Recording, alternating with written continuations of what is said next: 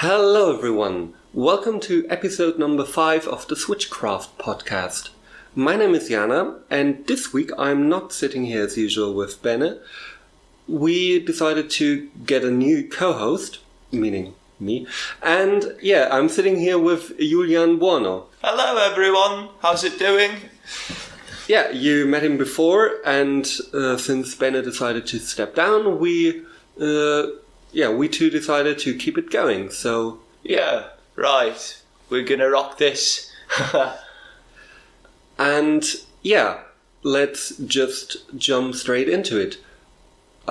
We're gonna start with our first segment called Back in My Day. Yeah, it seems that there is a slight bit of confusion in the overall...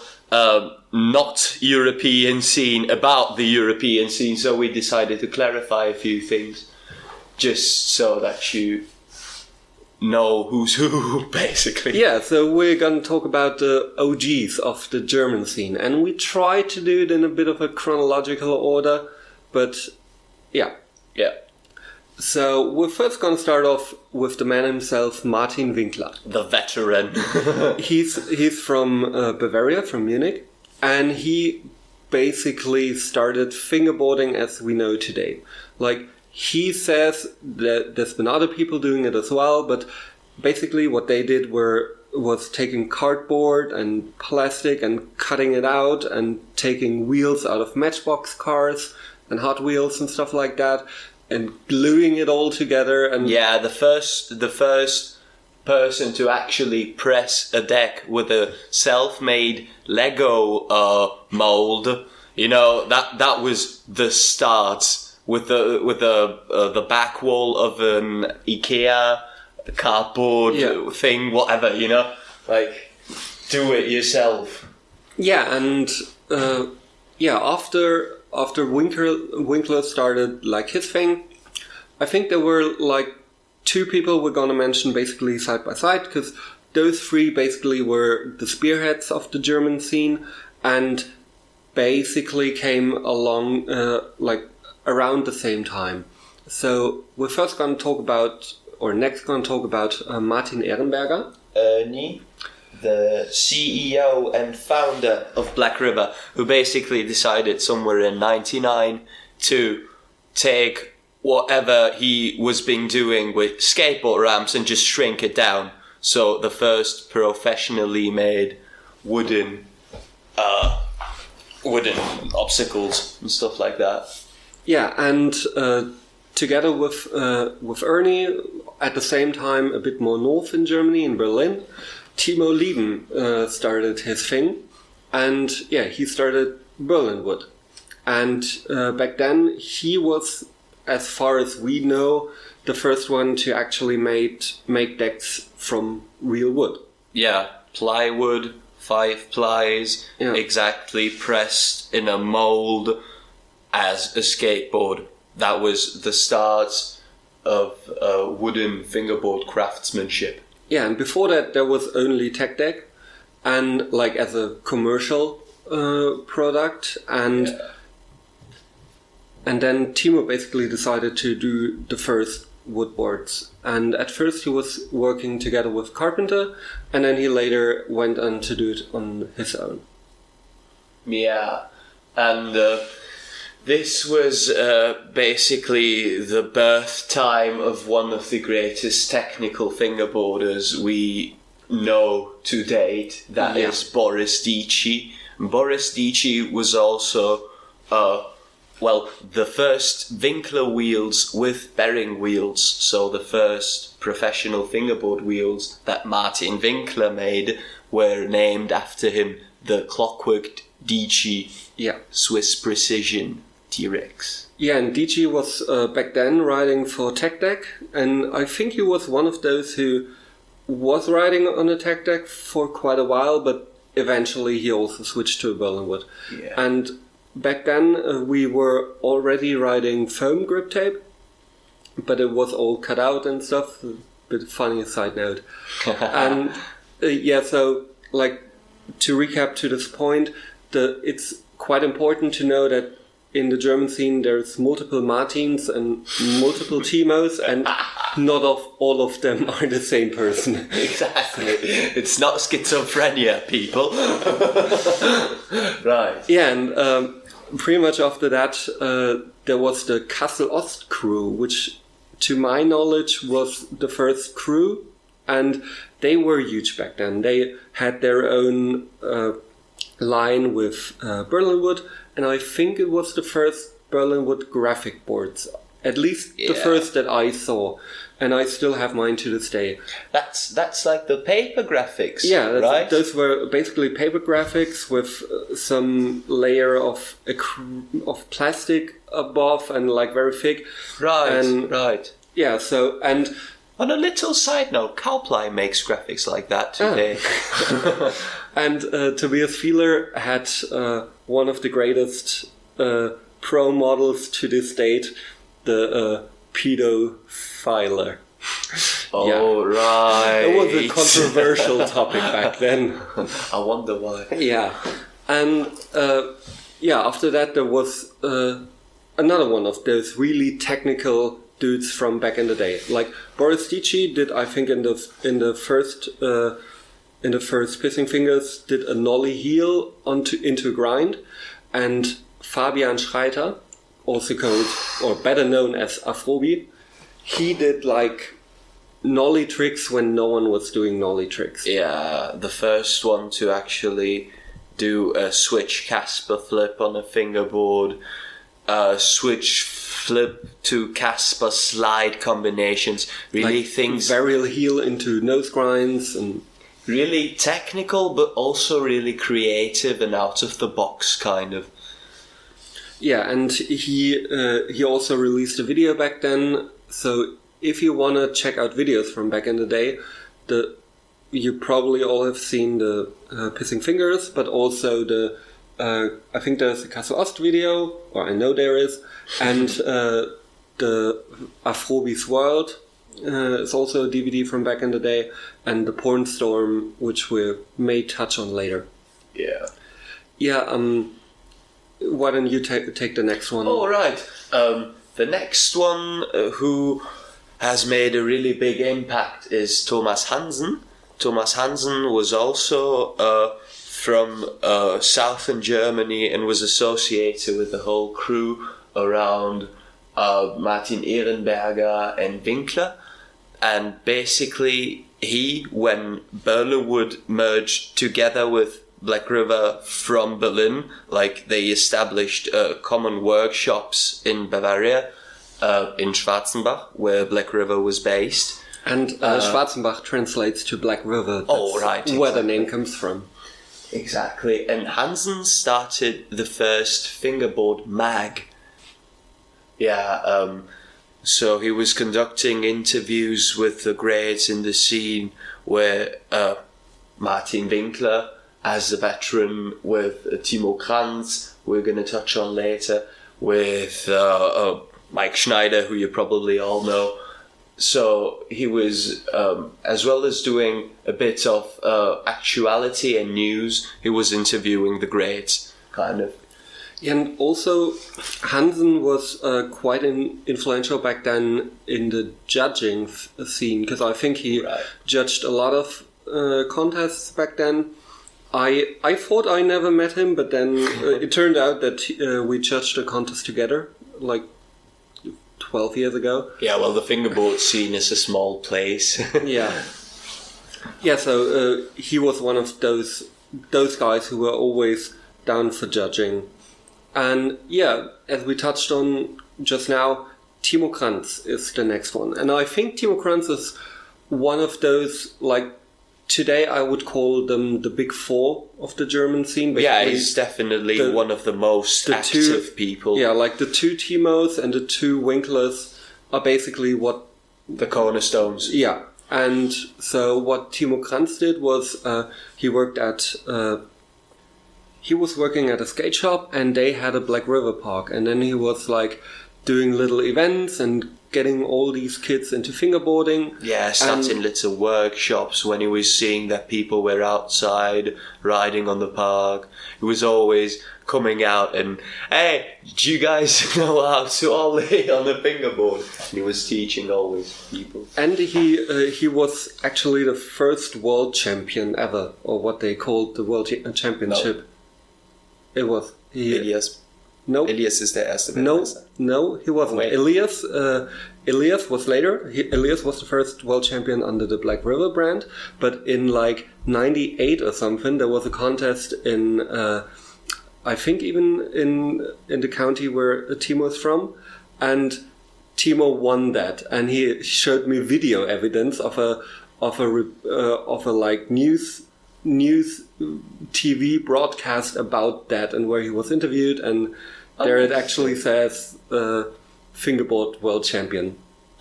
So yeah, it was like a funny thing on the side. It wasn't really organized back then, so basically anyone could say, "Oh, we're hosting the world championship." Yeah, and Timo Kranz then founded the Asi Berlin team. Yeah, I think you can say a bit more about that, because the Asi Berlin team was, well, the Asi Berlin team.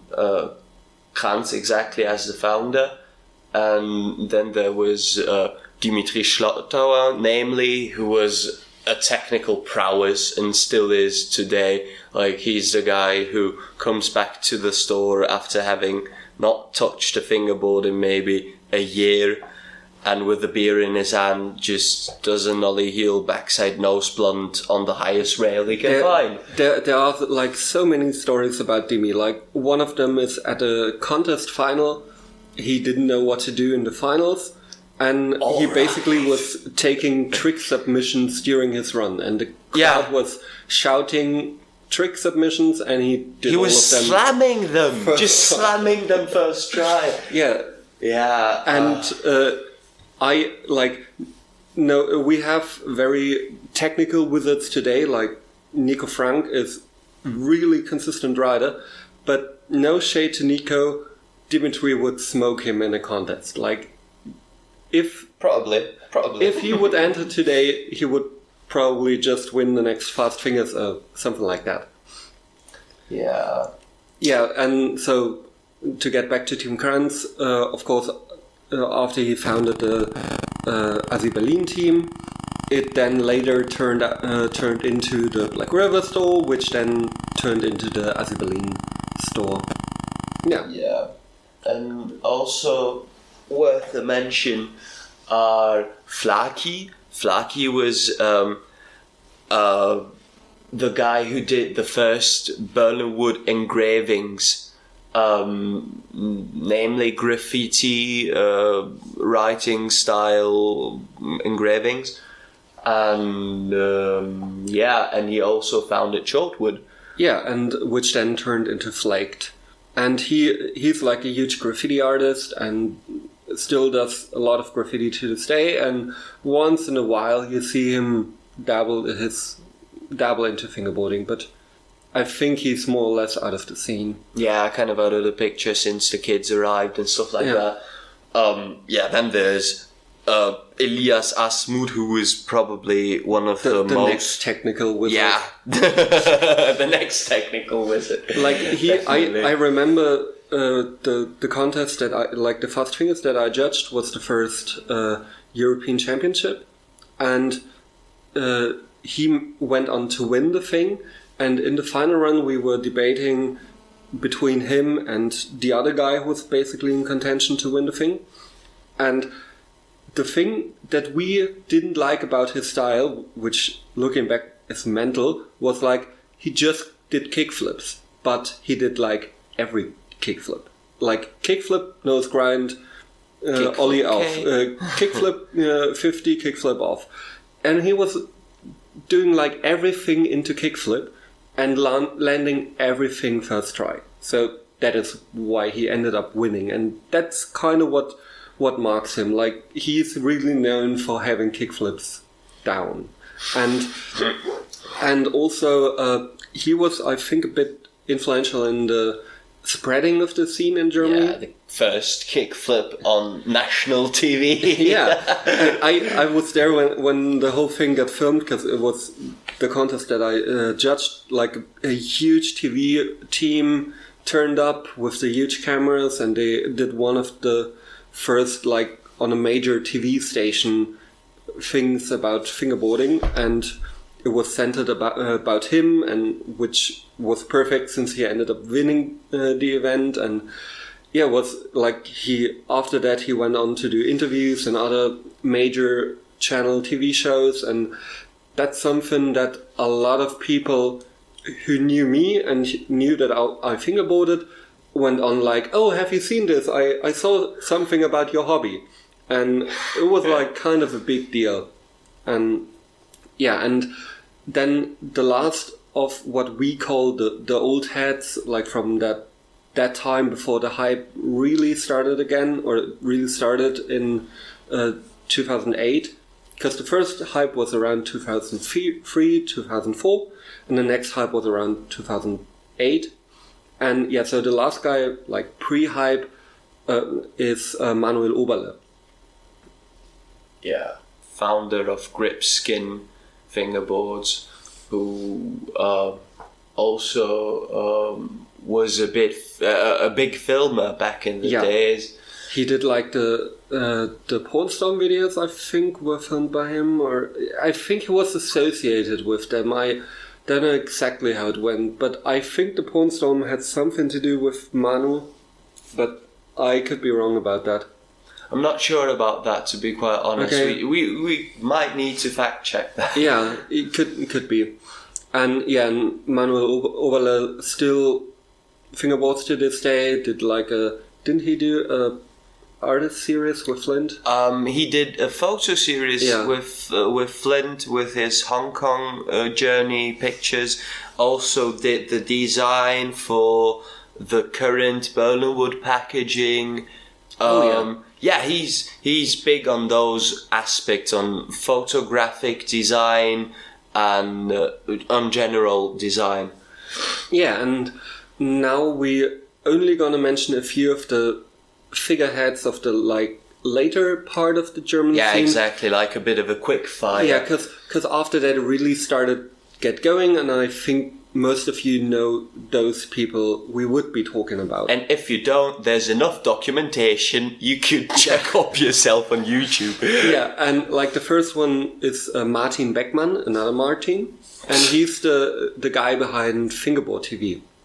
Yeah, I think that's all we have to say about him. Big video outlet, also does product blogs. Yeah. Yeah, and then we have Kata, the girl who founded the Fingerboard store. FPS. Massively important still today. Yeah, I mean, now that we have the Aussie store, I think there's a bit competition. But before that, like, she was the only one you could get stuff from. Yeah, like, kind of. In one, like, not brand specific. Yeah. Yeah, and then we have, like, we wrote them down as a trio because they all came up in the Aussie Berlin team. And they're like Gene Zenges, Ramon Angelo, and Harry. Harald Schön. Yeah. I mean, if you don't know the DirtyHarry's YouTube channel, what are you even doing on this podcast? Go pause it right now and check it out. And if you don't know who Gene or Ramon is, I think you find something with either one of those on Harry's channel. Yeah, and since, as we said, that pretty much wraps up everything that happened later, you could just check it out on Harry's channel. Yeah. And yeah, so that concludes the Back in My Day section, and we hope we cleared it up a bit what happened and who's who. And yeah, and no schizophrenia. Yeah. Yeah, and so we're starting off with a new show topic, which Julian came up with. And this section is going to be called Matter of Preference, because one of the things I enjoy the most about fingerboarding is comparing setups with other riders, you know, because there's just so much variation. and so many things that people enjoy that are actually completely different, you know? Yeah, like one thing you have to know about Julian, he's really specific about setups. Fucking picky. Yeah, like I probably learned more about decks and more about fingerboard stuff just from hanging out with him, because he pays attention to details that I'm someone, I have like, I don't know how many setups I have. Around 12. And I write all of them. I have my preferences, and I have a shape that I like, some wheels that I prefer, trucks that I prefer, but I still could write any other setup that I own. And I could just pick them up, do a few kickflips, a few trays, and I'm good. And for me, it's like I enjoy to actually have the setup of someone else in my hand and just do some tricks, because it's actually completely different from mine. But still, I couldn't write it for myself. If the trucks are higher than, I don't know, it's just not for me, you know? Yeah. So, right. So let's do a very quick check on what setups we use. What are you riding currently? I'm currently riding a Flint Artist Series, 32.5 millimeters, dynamic trucks, 32 millimeter chrome, and J Wheels Street Shape. Oh yeah, right, TKY bushings and FBS. Right. Yeah, and I have two setups that are currently my mains. Both of them are 5-lug decks. One is 33 millimeter, the other is 34 millimeter. One of them has Black River trucks, one of them has dynamic trucks, one of them has flat face wheels, like the Black River edition, and the other one has cartwheel minis, which I enjoy a lot. Like, I was really blown away by them. That's a nice innovation that cartwheels did there with amplifying the shape range. Really props for that, Simon. Yeah. And I also have board rails on one of my setups. See, that's a thing I would never do. Yeah, I shy away from that now because I liked my setups as heavy as possible. But I don't want my setups to be as light as possible either, because you are one of the ones... I'm big on that. to get it as light as possible. And I'm a bit more in the middle now, so I wouldn't put board rails on there just to make it more heavy, but it's still okay for me. And bushings, I mainly ride either TKYs or bushings. Right. Yeah. And today we wanted to... kind of gets our focus on deck shapes and what has been happening throughout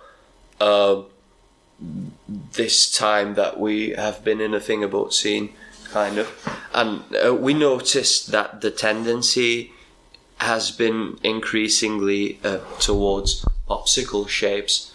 So we're drifting away from a realistic skateboard shape and are more moving in really round kicks, short wheelbases, low concaves. I mean, that's not necessarily unrealistic, but still, really low kicks and stuff like that. So like when it first started, like in those early Berlinwood days, decks would be as close to a realistic proportion as possible. Exactly. And it would have been like around 26 millimeters back then, and still as long as they are today, or sometimes even longer. I mean, over the years it got like wider, the nose and tail got more defined, because that wasn't really a thing back then. Exactly, and the dips got more defined. That's a thing you can clearly see in like old Berlinwoods, that the molds they were pressed with weren't as specific about dips. Yeah. The concave is kind of more. It's kind of a wave.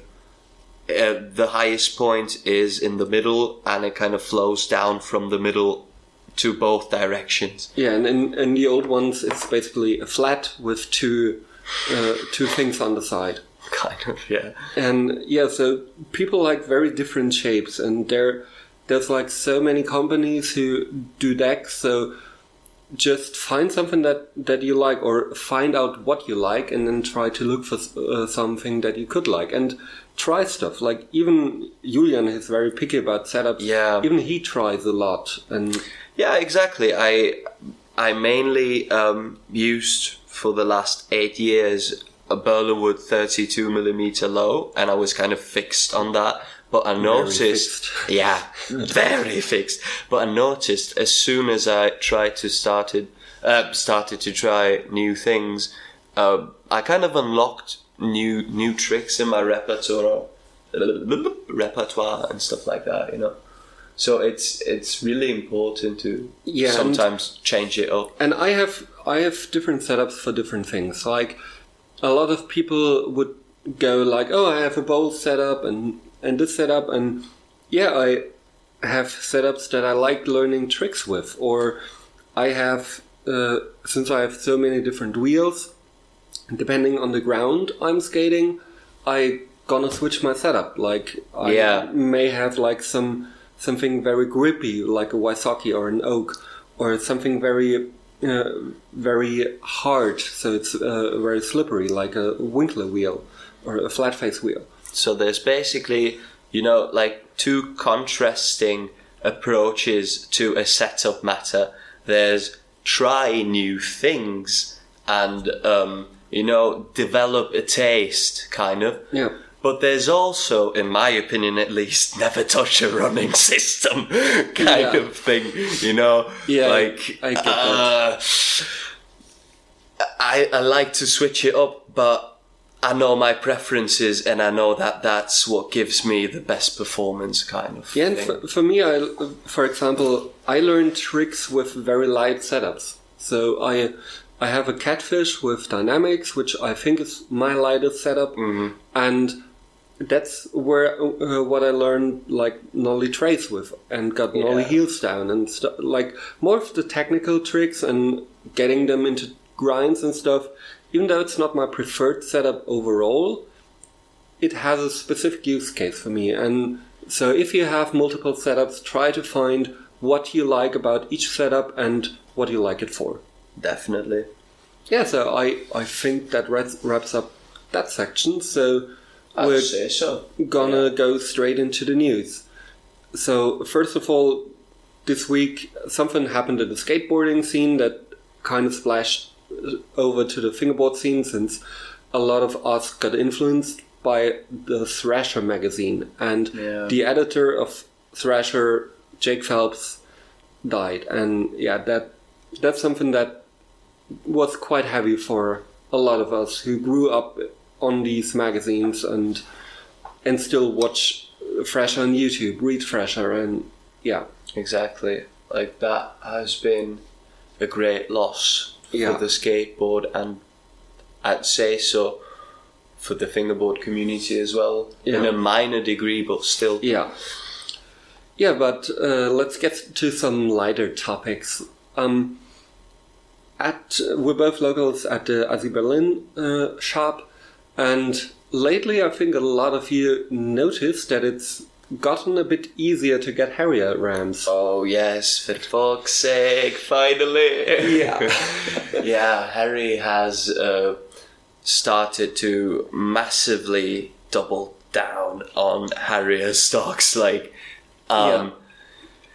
you can basically get a fresh stock every few days, and that's just amazing, because back in my days, kind of when the Black River store was in the middle of its hype, you could regularly just buy a Harrier there, and those days kind of returned. So I'm seeing it as, you know, the boom is coming back, kind of.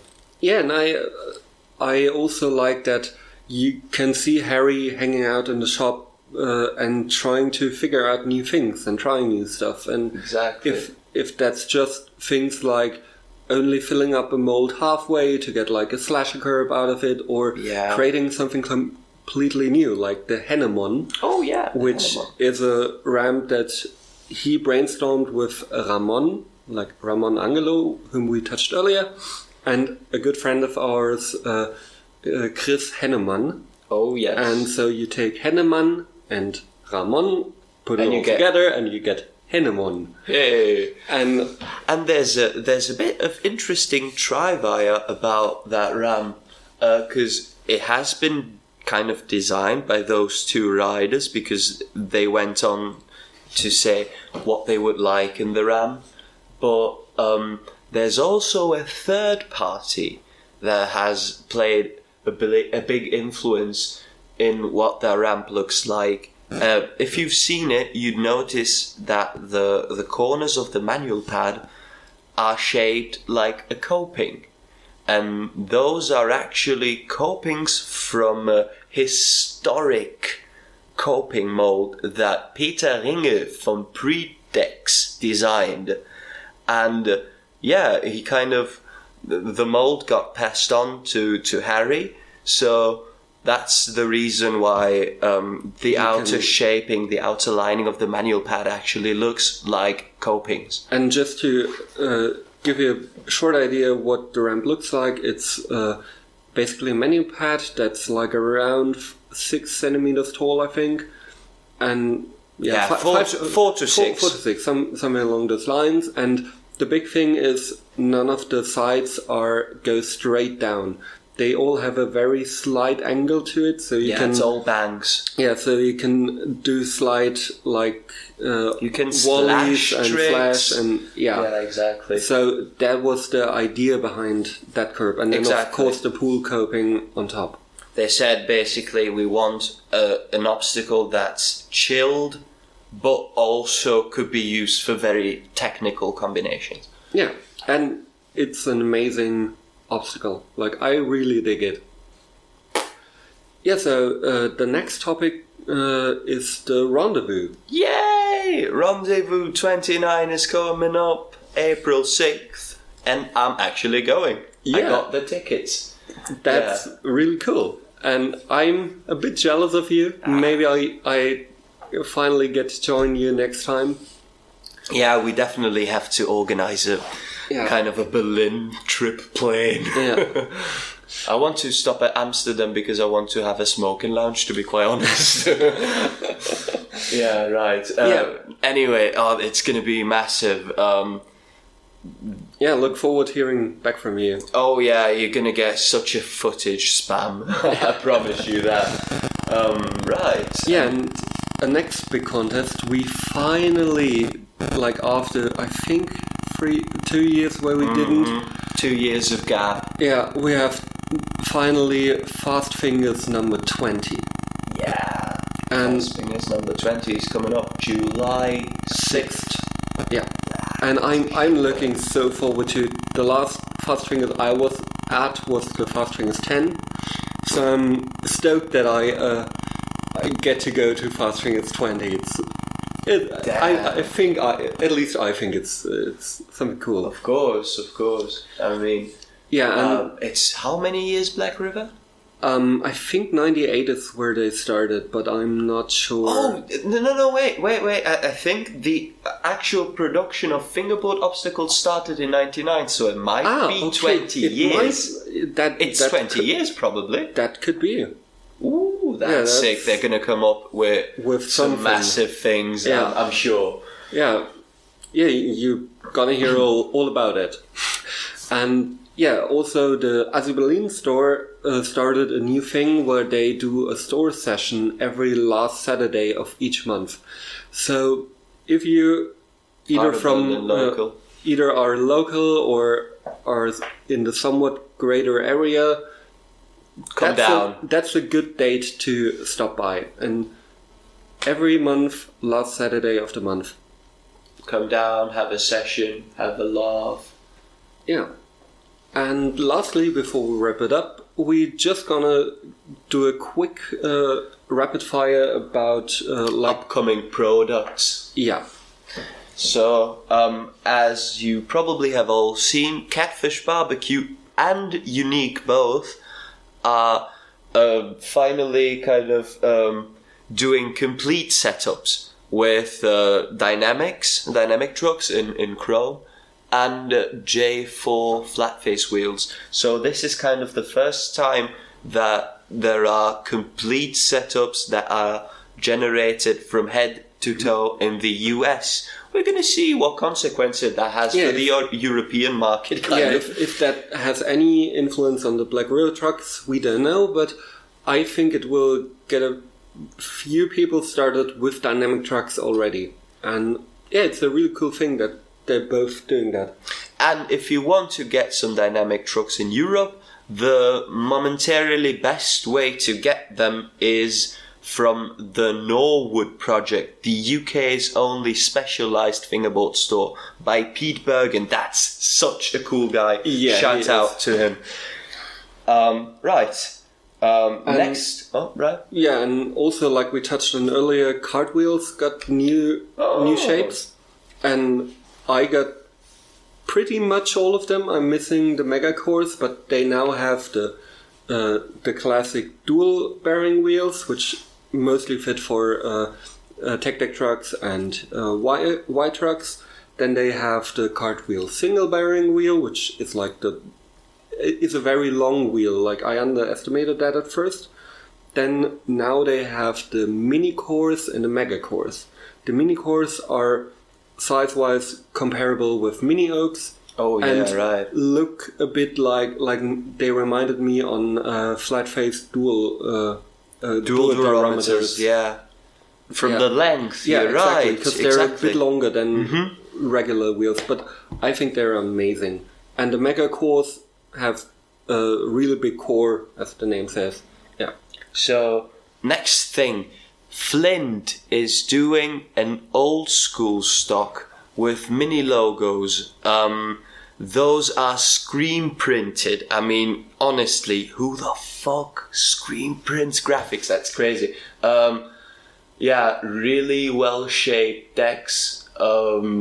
Quality, just quality, and be fast. To be quite honest, because they're always limited and they're sold out like concert tickets. To be honest. Yeah, and there are obviously other brands, like especially the American brands, who do stock drops like all the time, but it's kind of rough to figure out those in advance.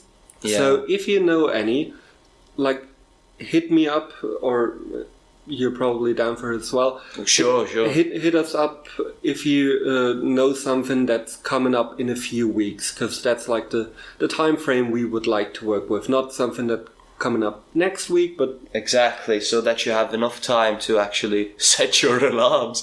Yeah. So yeah, that wraps up the first episode with Julian, and Yay. It's hopefully not going to take as long as it did with the last episode. A side note on that, I also did record an episode with Benne in that time with TKY, an interview episode, but it got lost due to really bad audio interferences, so we had to scratch that episode. So maybe we'll get back to TKY in the future, but yeah. So we'll see how that plays out. Yeah, so we hope you enjoyed this, and yeah, thank you all for listening, and yeah, catch you next time. Keep fingerboarding. Bye. Peace. Bye. Peace. Bye. Peace. Bye. Peace. Bye. Peace.